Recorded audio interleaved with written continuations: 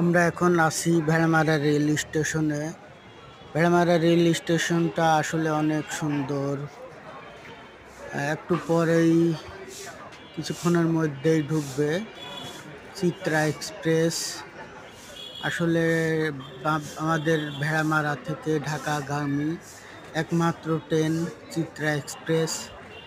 আসলে ভেড়ামারাবাসীর জন্য একটা সোনার হরিণ বলতে গেলেই চলে। এই তো ট্রেন ঢুকে পড়েছে, চিত্রা এক্সপ্রেস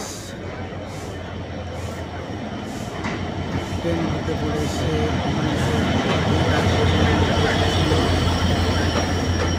এখন ছোটাছুটি শুরু হয়ে গেছে। এটা আমাদের ভেড়ামারা রেল স্টেশন, সামনে ওভার ব্রিজ। মানুষ অধীর অপেক্ষায় আছে ট্রেন কখন থামবে। শুভকামনা রইল সবার জন্য, ধন্যবাদ।